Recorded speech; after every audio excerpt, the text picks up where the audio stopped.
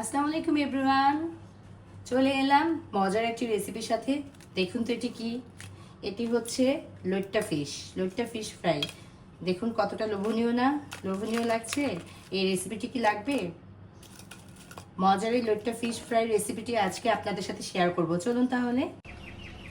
প্রথমে আমি মাছটাকে খুব সুন্দর করে কেটে তারপরে ধুয়ে নিয়েছি। আমি একটু প্রথমে দেখাই যে মাছটাকে আমি কিভাবে কেটেছি। এইভাবে মাঝখান দিয়ে কেটে কাঁটাটাকে বের করে ফেলে দিয়েছি। তারপরে একটু লবণ আর হলুদ আর একটু লেবু দিয়ে মাছটাকে কিছুক্ষণ মেখে রেখে তারপর ধুয়ে নিয়েছি, যাতে মাছের গায়ে যে একটা আষ্টে গন্ধ আছে সেই গন্ধটা না থাকে। খুবই সামান্য একটু হলুদের গুঁড়া দিচ্ছি আমি। হাফ চা চামচ পরিমাণ মরিচের গুঁড়া দিচ্ছি।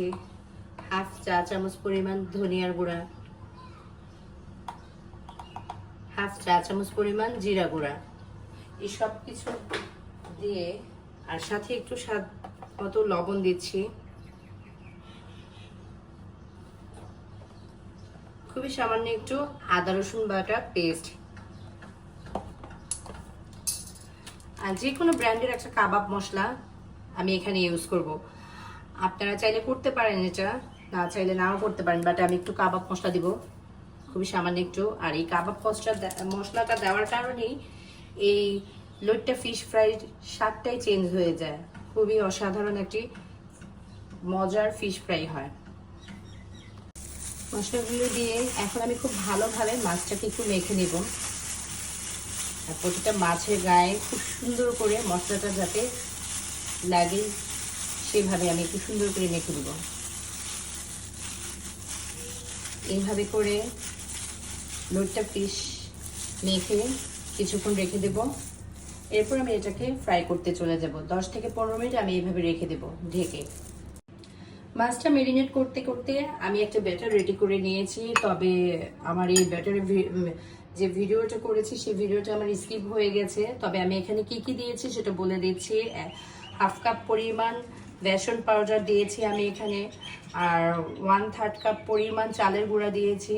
1/4 কাপ পরিমাণ আমি ময়দা দিয়েছি এখানে। আর খুবই সামান্য একটু বেকিং পাউডার সেটা অ্যাড করেছি। আর স্বাদ মতো লবণ। এছাড়া আর সামান্য একটু মরিচের গুঁড়া দিয়েছি। ঝালটা আসলে যার যার পছন্দ অনুযায়ী সেভাবে ইউজ করবে। আমি আমার পছন্দ অনুযায়ী খুবই সামান্য একটু ঝাল ইউজ করেছি। এখন আমি জাস্ট এটার মধ্যে দিয়ে লইট্টা ফিশগুলোকে ফ্রাই করে নেব। আগে থেকে আমি এখানে প্যানে তেল দিয়ে গরম দিয়ে দিয়েছি।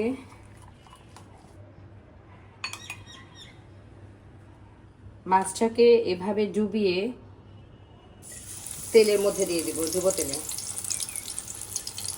আর ক্রিস্পি করে লাল করে মাছটাকে আমি ভেজে নেব। কক্সবাজারের এই লইট্টা ফিশ ফ্রাই অসাধারণ খেতে। সাধারণত যে আমরা যারা কক্সবাজার যেয়ে থাকি তারা সবাই আমরা ট্রাই করি যে লইট্টা ফিশটা খাবো। যারা মাছ ভাজা পছন্দ করেন তারা তো অবশ্যই খেয়ে থাকেন।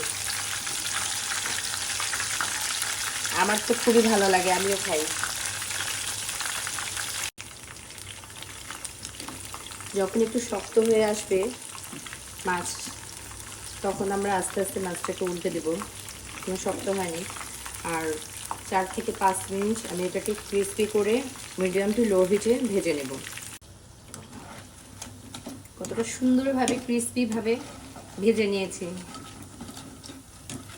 এখন আমি এগুলোকে তুলে নেব, ভাজা হয়ে গেছে।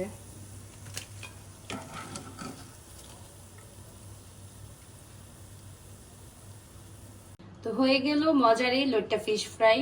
আমার এই রেসিপি অনুযায়ী চাইলে আপনারা খুব সহজে এই লইট্টা ফিশটি এভাবে ফ্রাই করে নিতে পারেন। দেখুন কতটা ক্রিস্পি হয়েছে। শব্দ শুনে নিশ্চয়ই বোঝা যাচ্ছে যে কতটা ক্রিস্পি হয়েছে। খুবই মজার এই রেসিপিটি। আমি তো প্রায় করে থাকি, আমার খুব ভালো লাগে। আশা করি আপনাদেরও ভালো লাগবে। আপনারাও চাইলে আমার এই রেসিপি ফলো করে খুব সহজে এভাবে লইট্টা ফিশ বাসায় ফ্রাই করে নিতে পারেন। তো আজকের মতো এ পর্যন্ত। দেখা হবে পরের ভিডিওতে নতুন কোনো রেসিপি নিয়ে। আল্লাহ হাফেজ।